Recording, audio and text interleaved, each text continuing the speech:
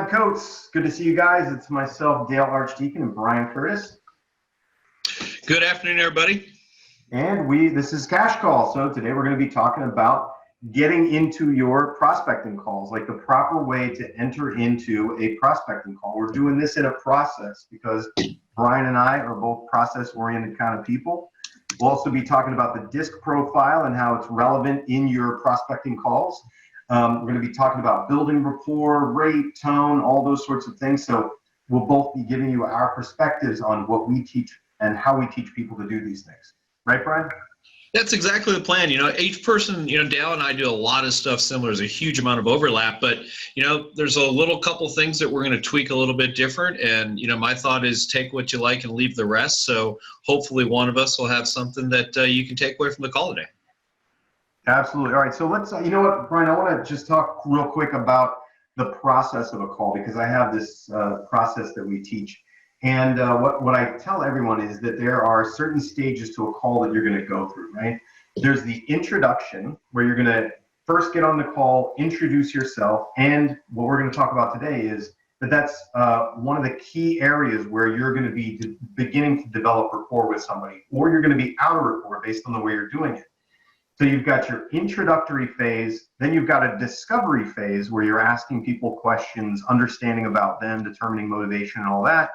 And then we have a closing phase where you are leading them to the close, right? It's where they're circling the drain and you're going to ask them for something, a meeting or a piece of business or whatever it is.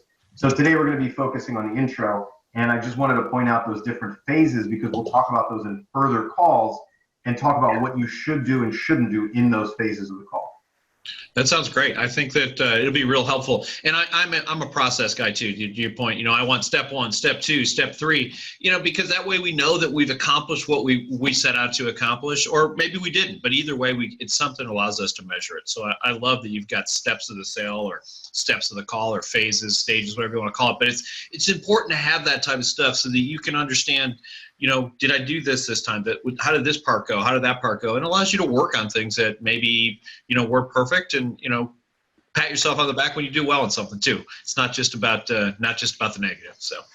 Yeah, definitely. Absolutely. So do you want to talk about the DISC profile first, or do you want to talk about like rapport and getting into the intro first? I'd like to talk about rapport and getting into the intro, if you're okay with that, because I really feel like this is the number one place that I feel that the majority of people who aren't having success fail. And, let me just start with, if I polled 100 agents, I'm going to guess that 98 to 99 of them would say the goal of every phone call is, and the answer would probably be to set an appointment. And now let me just say that I agree with that. The reason I'm calling people is because I want to set appointments, because I want to meet with buyers. I want to meet with sellers. That is a goal, and it's an important goal, and it's a goal of the majority of the phone calls that I'm making for lead generation. Hold on, Brian. So I'm gonna get just a sound bite of you saying the goal of every call is not necessarily to set an appointment. I'm going to use that. Go ahead. I think it's great. All right, so explain it, because I think maybe a lot of people in the crowd out there just went, "Oh my God, what is Brian saying?" Yeah, Brian's a crazy person. No, but here's the thing. People do business with people they know, like, and trust. You've been on the phone with somebody for 37 seconds, and now you're asking them for their social security number, their credit score, their buying habits. You're basically, it's the Spanish Inquisition. And yeah. I've seen tons and tons of people make phone calls that way. Does it work? Oddly enough, it does work to some extent. It worked much better 10 years ago than it does today. And honestly, sometimes you'll have success because if you can ram something down somebody's throat, sometimes it works. It's just not a good long-term process. And by the way, it's a miserable way to prospect. And that's the thing for me. One of the things that keeps me prospecting is it's not a miserable experience. So for me, the very first thing that I do the second I pick up the phone and the person answers is I want to pay attention to them. And so I'm paying attention to a couple of things. As you guys can probably tell, I'm a pretty high energy guy. If somebody answers the phone and goes, "Hello," I'm not coming back with, "Hey, this is Brian," because I just scared the crap out of this person. Right. So the first thing I want to pay attention to is their volume. Are they for all you Seinfeld talkers out there, are they a low talker? Are they a high talker? And I'm dating myself a little bit about that, but nonetheless, I'm going to pay attention to their volume. The next thing, so I live in the South. I know you guys probably don't necessarily believe that as you listen to me talk, but I do live in the South. You don't have much of an accent. No, you sound like you went to college. You're good. I'm joking. That was a terrible joke. I love my Southern people out there. I apologize. That was a horrible joke. I'm a bad person. All right, I'll tell my bad joke on top of that. I said, people say, you don't have much of an accent. I said, no, I pronounce all the letters. So anyway, I apologize for everybody from Arkansas I just insulted. But so that's the number one thing I'm looking at. I just start with volume. Then I look at rate, because again, I'm in the South. The majority of the people that I talk to talk significantly slower than me. And in case you guys, don't know this, think about it. If someone talks faster than you, and I'll throw it out to you, Dale, if I'm a fast talker, what would you generally classify me as? That you were trying to take advantage of me, right? Absolutely. I'm trying to talk you in something. I'm trying to pull one over on you. The flip side to that is if I talk really slow, what do you think of me? Yeah, then you're just not very smart. I'm dumb. Yeah. So, I want to add to that, Brian, There's also something else to that talking fast kind of thing, because if you think about it, you already know what you're going to say. You have the thoughts formulated, you're putting them together, and you're saying them, right? Absolutely. On the receiving end, I have to receive what you're saying and interpret what it means, right? And certain people think, so I'm kind of a very analytical-minded sort of person. I'm smart, but if somebody's talking about something I haven't thought about, or I don't know about, or haven't considered before, or I'm processing something else like, do I like the way this guy talks? It slows me down even farther from processing, right? So then when somebody's talking quickly at me, guess what my answer is when they're talking fast and I don't know, I don't understand? No, or I don't know, or go away. The answer is no. If I don't understand what you're saying, or if I can't comprehend it, the answer is no. We're just going to start from there. Absolutely. And I think to your point is, I don't want to get on the phone with somebody I don't know and sound dumb. If I don't know the answer to a question, I don't have enough time to process that information. Yeah, I'm going to default to leave me alone, because I don't want to feel dumb, and none of us do. So really what this rapport part about is really getting people, I wouldn't go as far as to say that they like you, because I don't think someone's going to like you in the first 15 seconds of a phone call. But what we can get to is, I feel like this person might be like me. And that's what this is all about. We're just going to build some rapport. So I see how fast they talk. I actually listen to the volume they talk at, and I can also listen to their tone. This is going to be a very fine line as I say this. Again, I live in the South. I do actually talk with a little bit of an accent when I talk to some people. I actually say words like y'all. I know when I go back to where I grew up in Buffalo, New York, when I say y'all, they just kind of laugh at me and shake my head, shake their head, and because no one talks like that where I'm from. Right. But we're just looking for some commonality. And if I can feel like you're like me on any level, I'm much more likely to deal with you. And I'm going to let my guard down, because ultimately they didn't want to talk to us. In case you guys don't know that yet, no one was sitting around waiting for their phone to ring to ask somebody to have a conversation with a real estate agent, because they know how to dial the phone. So when you're calling these people, we're catching them a little bit off guard. The first thing that we want to do is try and make them feel a little bit comfortable. So if you get on the phone, pay attention to the rate, the tone, and the volume. Right there, you're ahead of 95% of the people who are making phone calls out there today. Absolutely. Yeah, definitely. Hugely important. So I'll add a couple of things to that, right? So you're listening to how that person gets on the phone, how they sound, and exactly what Brian said, rate, tone, and all that. We also teach a few other things, which is so we call this the 3-strike rule, right? You're calling somebody, they don't recognize your number, and then they answer, they don't recognize your voice. That's strike 2, right? So strike 1 is I don't recognize your number. Strike 2 is I don't recognize your voice. Strike 3 is if you ask if it's them. Hi, is this Susie? Is this Mark? I'm looking for Sam. That's strike 3. I know that you are most likely a telemarketer, and now it's only a matter of time before I figure out how to get you off that phone, right? So we don't ask if it's them. You want to go in assumptively. And The other thing is you want to match the first word that they say. So when we're talking about rapport, you want to match the very same word that they say. If they say hello, you say hello. If they say hi, you say hi. If they just enter with their name, this is Dale. Hi, Dale. This is so-and-so, right? You're just going to match exactly the way that they present themselves to the world, to other people, because part of being in rapport is that when that person gets on the phone, however they enter that phone call is how they think it's appropriate to answer a phone call, right? So sound like them, don't sound like you, sound like them. And what agents will do a lot of times is they'll just have their own thing that they say every time to every single person, even though all those other people are saying different things to them as they're answering the phone. They're answering it in different ways. So be more like that person that you're answering the phone of. That is being in rapport. That's awesome. And here's one thing I heard somebody say. I'll give a shout out to the guy who coined it for me. Joel Rico has said this, and if for those of you know who Joel, he's a great language of sales type of guy. And Joel said this. He said, language of sales. He wrote that program. Yeah, he wrote the language of sales for KW. He's not with them anymore. I think he does it's called something else now. I don't know that that's relevant, but nonetheless, yeah, he did language of sales. This is what the biggest thing that I learned from Joel, and you can take this away. In every conversation between two people who don't know each other, somebody's going to be uncomfortable. Volunteer to be uncomfortable. In other words, if you normally talk quickly, talk slowly. If you normally would say, hey, this is Brian, and the person says hi, then say hi. In other words, get with them. Somebody's going to be uncomfortable. Let them be comfortable, because if they're comfortable, that's what we want.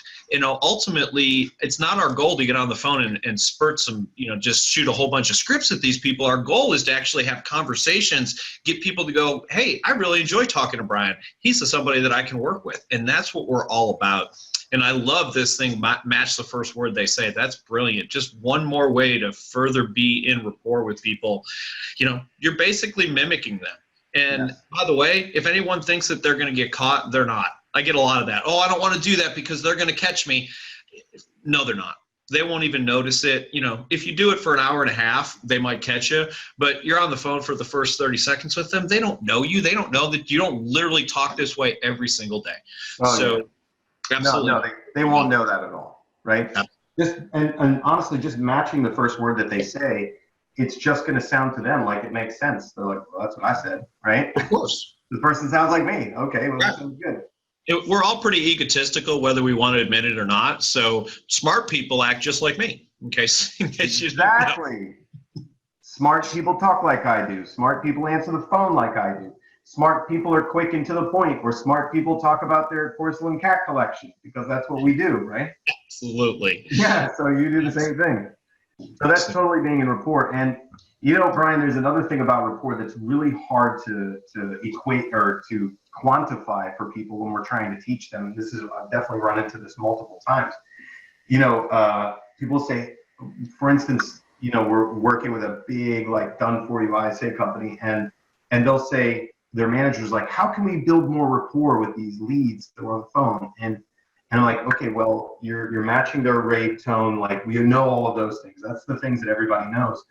But the things that we can't teach you, and what I do is I pick out, I'll find among the crowd of ISAs or agents, you find that woman who's very motherly, right? And the kind, right? They're like, oh, sweetie, that's wonderful. I'm so happy. Blah, blah, blah, blah. I hope that works out good for your family, or whatever it is, right? You find her, and then you find a guy or another female who's just like, hi, no, this is who I am, and this is what we're doing, and this is how, and when are you going there? And we're very formulaic and very stiff, right? And you get them, the ISAs and agents, you get them to try to emulate those different personality types, right? Because for me, to try to be like the motherly lady, it does not work. I just can't come up with enough words, and I can't come up with enough give a shit about other people to that level that I can have all of that, right? I can't do the honey coming through the phone, right? Because I'm this analytical person over here.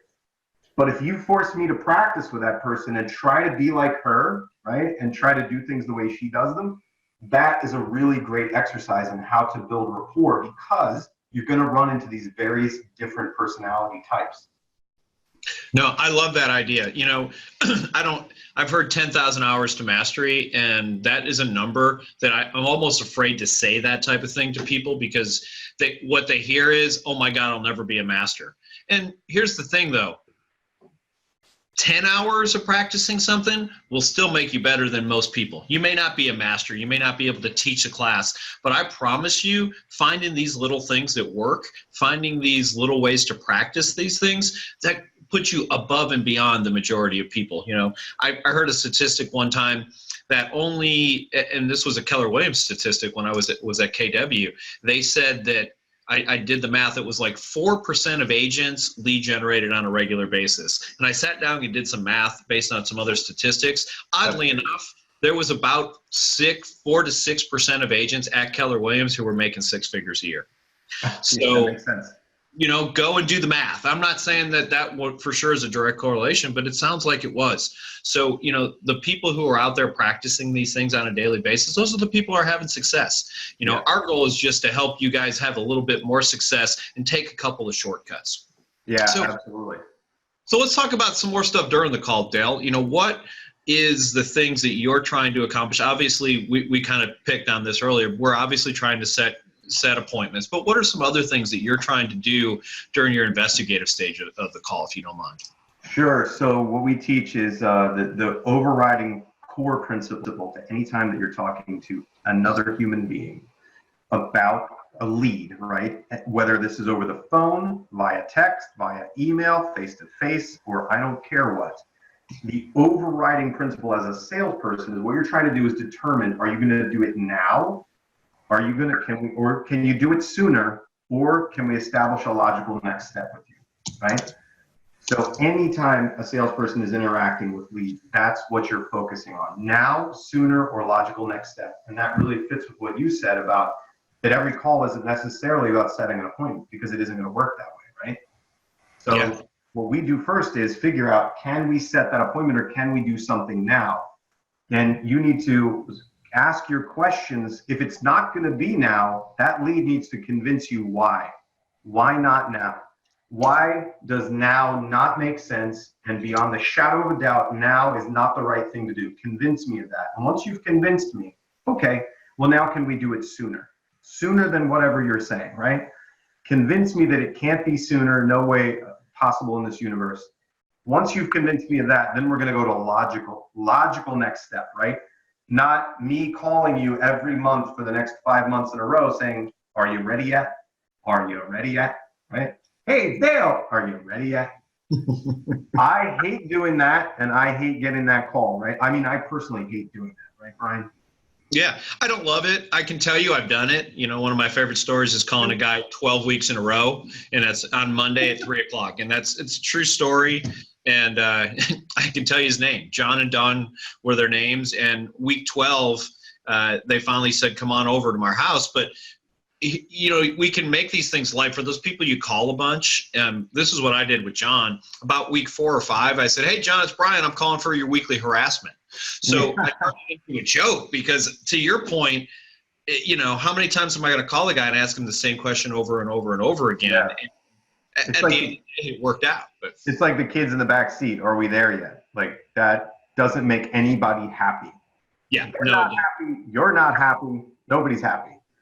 So yeah, if you don't mind, can we role play this a little bit? And the reason I'm saying that is because, and we didn't practice this, but, you know, I love this idea of, can I get it sooner? So, you know, I might say, hey, Dale, I'm looking to buy a house, you know, sometime in August. That's my goal. My goal is to buy a house in August. What's your response to that? And how are you basically either getting him to move sooner or establishing the next step? Well, this touches on another principle, which is we call follow the no, right? So I'm trying to get it. I want to exhaust now, and I'm going to follow the no. So my next question to you is going to be, what's important about waiting till August? Okay. Well, I've got a kid, and he starts school, I think it's like August 20th or something like that. And thank God he's not going to live in my house anymore. Yeah, right. Great. So, well, let me ask you this. If you could get moved in sooner, is that something you would consider doing? You know, in the perfect scenario, I might. It's something that's possible. I was kind of focused on, I've got to have a place for him to live, but yeah, that's possible. If we found the perfect house, and I might consider moving a little bit sooner. Oh, God. Well, let me clarify. So the house is for your son. No, the house is for me. I just don't need as much space anymore because I got less people. Oh, got it. Okay, so you want to downsize, and your son is going to college around August. Yeah, he's August 15th or 16th. I don't remember the exact date, but somewhere in there. Okay, got it. And so when were you thinking of doing the sell and the buy and the packing and the moving and all that stuff? Well, I'll be honest with you. I know I want to be in a house before August 15th. Outside of that, I haven't given it much thought. I just, that's my goal, August 15th. That's kind of the number that's stuck in my head. Okay, got it. Okay, and so but you'd like to be moved in sooner than he goes to college, because I'm assuming you don't want to deal with all that hassle when you're also dealing with your son going to college. You know what? That's a really good point. I probably don't want to do 17 things simultaneously. That sounds a little bit frustrating. So yeah, sure. Yeah. Okay, great. So I'm not going to bore everybody with this, but what we would do when we talk about logical next step is now I would talk you backwards in the process, going from having the keys in your hand and putting them into the lock of your new house back through you actually going to settlement, you packing up the moving truck, you doing these things, you going out and looking at houses, you meeting with a top team of reputable agent or whatever to get the process started. So now we're moving back several months in the process and determining when you and I are going to get together.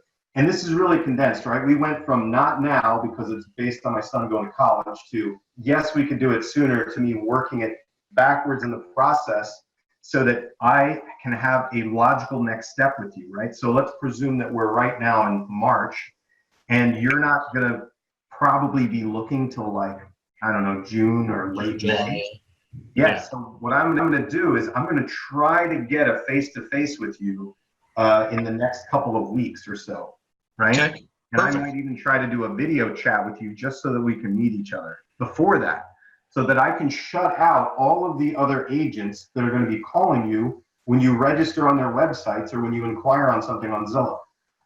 Absolutely. And, I love that you're doing this, because really the thing I heard as you went through that, and I know we didn't go through every single step of it, but what I heard you say was, I identified Brian's real needs. I took a look at what, if in a perfect world, you'd like to see, and then you provided value back to me. Hey, Brian, let's take every single step so that we know, because the last thing you want to do is start July 15th. You start July 15th, you're not going to close August 15th, right. Or, there's a whole bunch of steps in between there. And even though I bought a house 8 years ago, I don't remember that because, I haven't done this. I'm just going to go buy a house. I got good credit. No, but we collapse things, make them easier than they really are.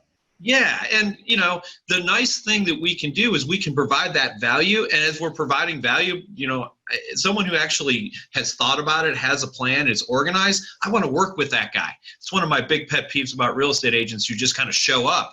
I want someone who looks like it's not their first rodeo. And if it is their first rodeo and it doesn't look like it, great. At least they came up with a plan. They better pretend. If they're a good actor, great. Fake it till you make it. I'm a big fan. Believe you know what you're doing. Just convince me that you know what you're doing and we're good. 100%. So let's focus on the beginning, the intro part. So I want to talk about a couple of things about the intro before we end. And I got a question for you, Brian. So I'm watching the Facebook Live over here. Are there any comments or anything? I'm not seeing any pop up in here. You know what? Let me look real quick. Ask them, tell me more about that. Okay, so Leonardo makes a comment. He says, ask them, tell me more about that. I love that line, by the way. That's a great one to use. Absolutely, that's something. We don't have any questions, it doesn't look like, but that's a great little script that people can use. Tell me more about that. It's actually something I say all the time. I say it to my kids. I say it to my wife. It's the thing I say. I want, or your kids are older, but my kids are like, I want a candy bar before bed in the next 5 minutes, right? And you're like, tell me more about that. Let's run through that scenario. What do you think Dad would say to that? Let's just answer the question for yourself. Yeah. By the way, guys, this stuff works with your family great. So Yes. But no, any questions? Go ahead. I think the one thing I learned about lead generation is don't make people wrong. And I learned that from my family, from my wife and my kids, because guess what? They don't want to hear it. Well, and I'm a huge fan of that. You'll hear me say this a lot. Would I rather be right or I rather be X? You can feel X in there. Would it be rich, happy, successful? Right never really has helped me. I've been right a whole bunch in my life, and almost inevitably I'm miserable when I'm right. So I'll take wrong and happy any day of the week. For some reason, when I'm right, people either get pissed at me or I lose money. I'm not sure why. Yeah, it's still, no mamatter what it is, nothing good seems to happen. Yeah. So anyway, that's good. So you were going to follow up with a little bit more information about the intro. Yeah. So when we're getting into a call, right?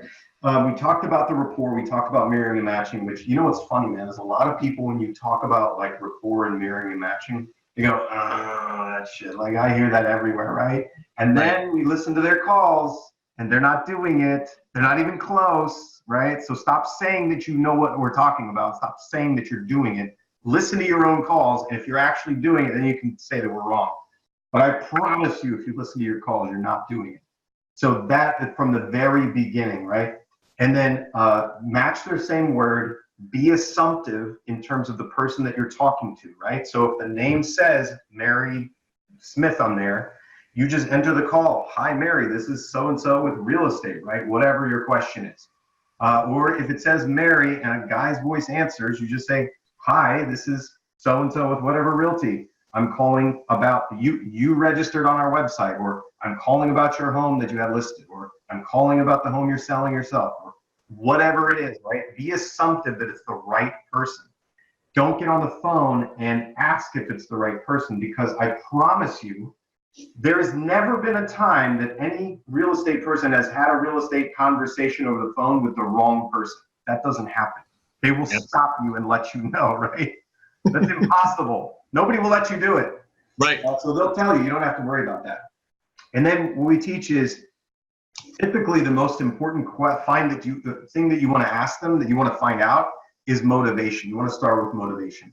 Are you buying a house or are you selling a house? That's what you want to understand. Right? Absolutely. And I love that. So, for me on the buy side, it might be something along the lines, I'm just following up to see what your real estate plans are for 2019. You made some inquiries, are you looking to buy a house this year? So sometimes I'm that simple. Sometimes I'm much more precise. So, understand who you're calling, and I'm sure we'll go into that in later shows, but it's going to matter a lot too between a pay-per-click lead and a Realtor.com lead. A Realtor.com lead is very right here, right now in my experience. Whereas if I bought a Facebook lead and, getting on the phone with that person, go, when are you looking to buy a house, may not be the best thing to do. The guy's like, look, I was just filling out a form on Facebook. That doesn't mean, by the way, that guy doesn't want to buy a house in a month. It just means that he didn't have the same expectation that someone from Realtor.com did. So, make sure you're not beating them over the head with aggressive questioning. That's why we're trying to build a little bit of rapport on the front end before we start as I call it, the Spanish Inquisition. Yeah, Brian, I'll give everybody our standard intro question. So you can add in at the front part whatever you want. So if they register on your website, hey, you registered on our website to look at homes for sale, or you responded to one of our Facebook ads or whatever. The next question this is a pick a path question that we give them. Are you planning to purchase a home in the next couple of months, or are you just window shopping? That's what we want, right? So what it does is are you going to buy something soon, or do you want to tell me no, which I think you're probably going to do anyway, right? Mm-hmm. Yeah, and I love that you didn't stick them in a yes/no question, because in case you guys don't know this, regular Americans, we talk in yes/no questions. Would you like to do this? How about that? And basically the majority of the questions that we ask are yes and no, but you gave them an either or. Neither one of those go no. And by the way, we're lazy. So when you come up with, would you like to buy a house? No. All right, I guess we're done. But right. Where do we go now? Right. Are you looking to buy a house in the next couple of months, or are you just, messing around on my website? Oh, I'm just messing around on your website. Awesome. What did you, now we've got something we can talk about. Right. Yeah. What were you looking for? What neighborhoods were you interested in? It doesn't matter, right? Both of you would have the same follow-up questions to yes, I'm buying in a couple of months, to No, I'm just looking around, right? And here's the other thing about letting somebody say no to you. I want everybody to understand this. All my salespeople out there, stop being afraid of somebody saying no to you, okay? Because 90% of the leads that you speak to want to say no to you. And if you try to prevent them from doing it, you're going to figure out a way to get it out, okay? It's going to come out somewhere. Let them say no to you. It's fine, right? So even in that question, it's like, hey, do you want to buy a house or do you want to tell me no? I want to tell you no. Okay, great. We got that out of the way. And I'm not your typical salesperson. I'm a nice guy because I let you say no to me, right? Absolutely. That's what you were afraid of, consumer, that you wouldn't be allowed to say no to me. Yeah. And again, now I'm just having a conversation and I love that, and really we're, every single person that you call has a wall and we're just trying to slowly break those bricks down so we can just hang out and have a little bit of fun. And before you know it, you're having a conversation. And that's what we're all about here on Cash Call. It's just how do I have a conversation that is going to lead, to Dale's point earlier, to a close. So yeah, exactly. But we've been going for about 30 minutes now. Did you want to mention DISC at all? I'm happy to talk about that real quick before. Yeah, why don't you give everybody your opinions on the DISC, and I'm going to see why I can't see the comments or anything on here, and then I'll give my opinions about that. All right. So let me say this. I argue that the DISC is the most abused and misused thing in real estate because once upon a time, everybody got DISC profiles and everybody was going to, that was everything. That being said, understand the generality of the DISC profile. D's are your dominants, I's are your talkers, life of the parties, S's are your people who like stability, and C's are your analyticals. And I love when I get on a call, starting out with Rapport, the next thing I've got my brain working on is where does this person fall in the DISC profile? Are they a person who's trying to push me around during the phone call? Okay, that's probably a high D. Is a person who just wants to talk about anything and everything under the sun? That's that high I. The guy who's a little bit meek and maybe not giving me much back, it's probably an S. They like that stability. They don't know why I called and they feel a little bit uncomfortable that they have to talk to me. And then your C's are your analyticals. The guy who starts asking you about, was that lot a 0.25 or is that a 0.35 size lot? Or is the POA fee $35 a month or $38 a month? Those very highly analytical people. And why am I trying to figure out DISC profile? Because once again, I'm trying to be like these people. And once upon a time, Dale talked about that I was in timeshare sales. So I'm in timeshare sales and I'm in the South. They gave me every northerner that came in because I knew how to, lack of a better way to put it, slap them around.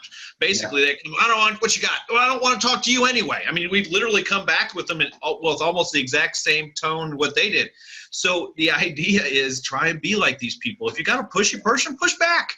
Because if you let them take control of the call, before you know it, they're going to say, I'm good, thanks so much, bang, and hang up. That's what I did this morning when somebody telemarketed me. So, it's a real thing. The eyes, let them talk. Let them be that, and don't feel the need to get in there and interrupt. Because, How to Win Friends and Influence People, Dale Carnegie talks about asking a question and letting somebody talk the entire thing. And the next day, it's like, oh, Dale Carnegie was such an amazing conversationalist. The guy didn't talk at all. He asked a couple of questions and shut up.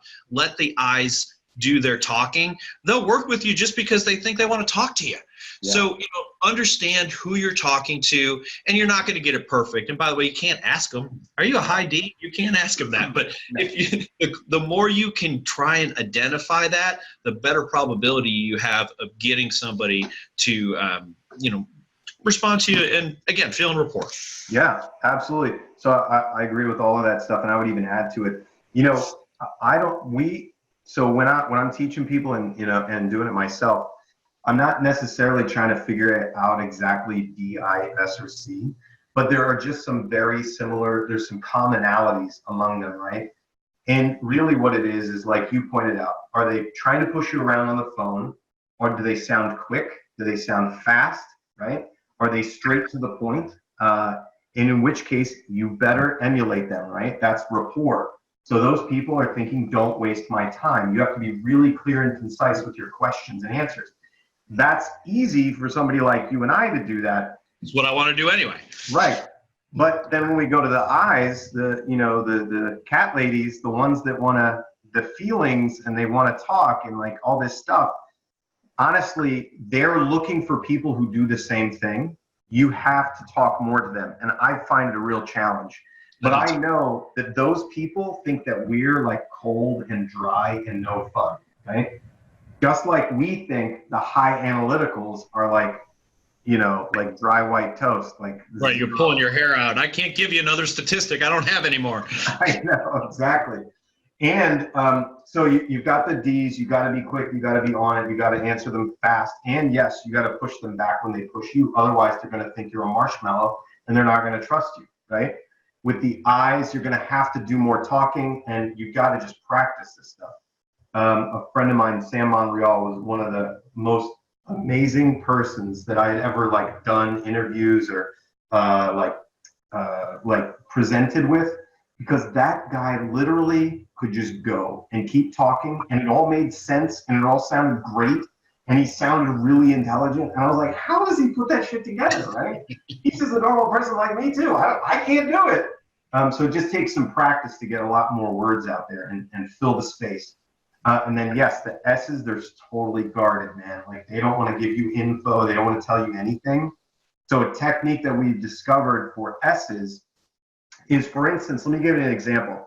If somebody says, oh, well, I can't do that until this thing happens for me, right?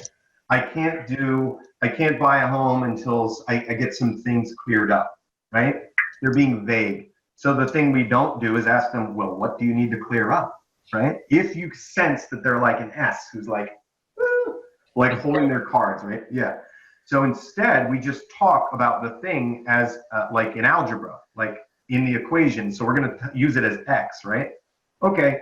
So I understand you can't buy a home until you clear that thing up. So when you get that thing cleared up, do you think it'll take, how long do you think it'll take to get that cleared up? And when you get it cleared up, what would the next step be, right? So I'm going to keep that variable as X, and I'm not going to make them reveal it to me.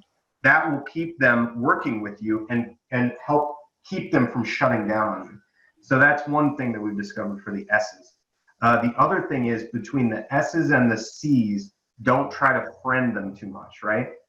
Because they are so suspicious. First of all, I don't think C's have friends. If you're a C and you have friends, I want you to comment in here that I'm wrong, okay? And in all fairness, I'm a DC, right? So I barely have friends. But if you are a C with friends, just let us know. We'll prove that wrong. So don't try to friend them, right? Because the S's are like, yeah, and the C's are like, what's a friend? I don't have a need for a friend. There's no logic in that. No machine in my house takes friends. It doesn't make sense. I hope I get some shit about that one. Come on, guys. Where's the comments? Is there any comments? I hope there's some angry C's out there. Anyway, so that's pretty much the DISC profile, right? And we're not sitting there trying to compute RUDISC. It's just some of these commonalities of behavior that we're looking for, and how do I need to dance with you? Absolutely. And again, to Dale's point, you don't want to not have a conversation trying to figure out if someone's a D, I, or S, or a C. It's not that. Just notice these things and notice how to react to them.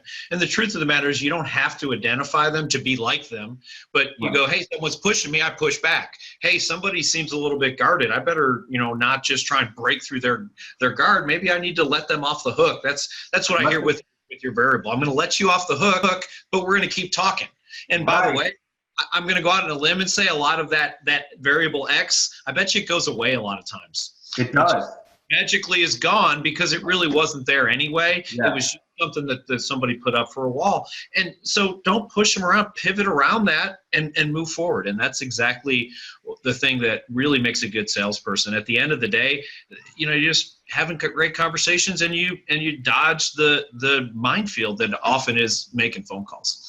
So I wanted to point one thing out is that we started with earlier is I don't know if you're teaching people to do this, Dale, and we talked about it in a team meeting that we had today, but people don't necessarily like to talk to people who they don't know, right?